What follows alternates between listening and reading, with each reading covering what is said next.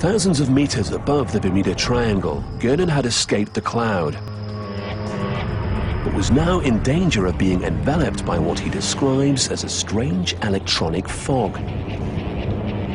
His navigational instruments were still malfunctioning. Miami radar, requesting radar identification.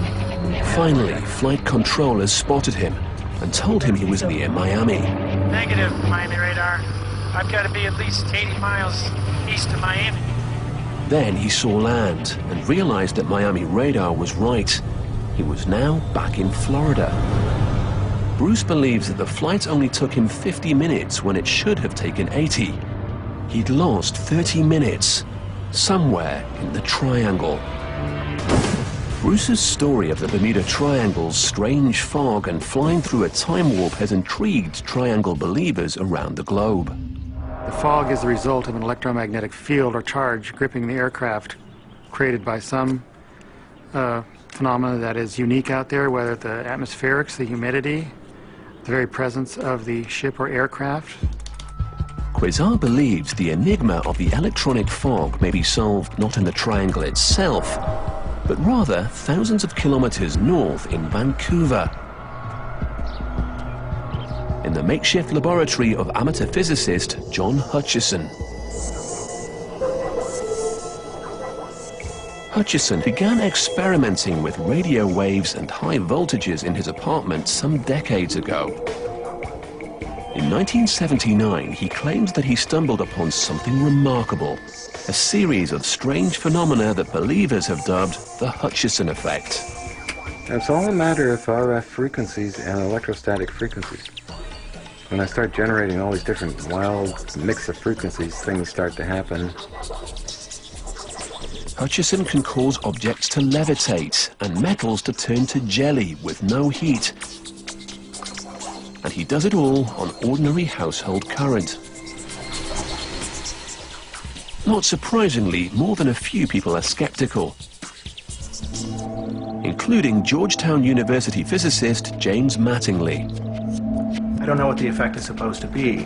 It's as though anything that happens in John Hutchison's house is the Hutchison effect. And I don't know if this includes John Hutchison walking across the room. Is that a Hutchison effect? I just don't know.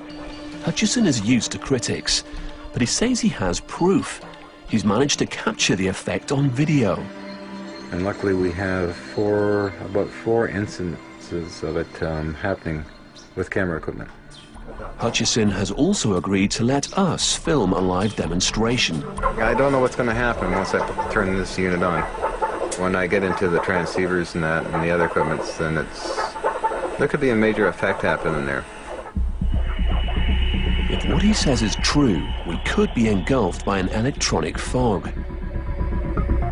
Inside this alcove, hundreds of kilograms of equipment and a foil-lined plastic jar are suspended by chains. Hutchison says the voltage here is unsafe for humans, so the camera crew has to stay back. I was in the back room. Although the chains vibrate slightly, the camera doesn't pick up any strange effects, so Hutchison increases the voltage. It's about all the way. I might add a few extra volts. Then the experiment goes up in flames. There's something wrong there. Uh-oh, red alert. A fire in the plastic jar means the show's over. This doesn't mean the effect doesn't exist. It could simply be hard to witness. So what about Hutchison's own videos? They contain 2 full hours of the Hutchison effect, jellied metals, levitating objects, and an electronic fog. If the only real evidence is the video, the best thing we can do is analyze that. Tom Flynn and Joe Nickel are skeptical investigators at the Committee for the Scientific Investigation of Claims of the Paranormal. They are not convinced by Hutchison's video.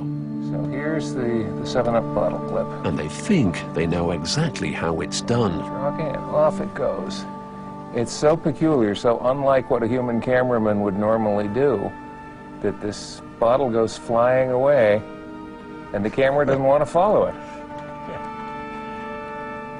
So the assumption is that it couldn't follow it. There might have been something up there that you wouldn't want to see. They suspect that someone was pulling strings. Hutchison claims his experiments come with no strings attached. But Nickel and Flynn think they can prove it.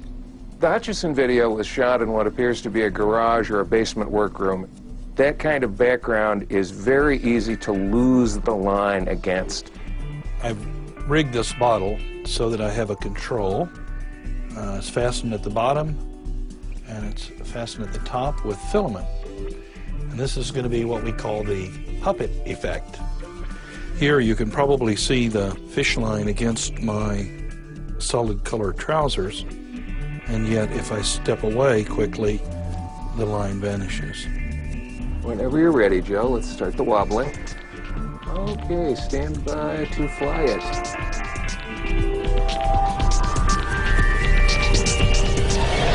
Nickel and Flynn have imitated Hutchison's jumping soda bottle with a simple magic trick. But can they imitate the electronic fog?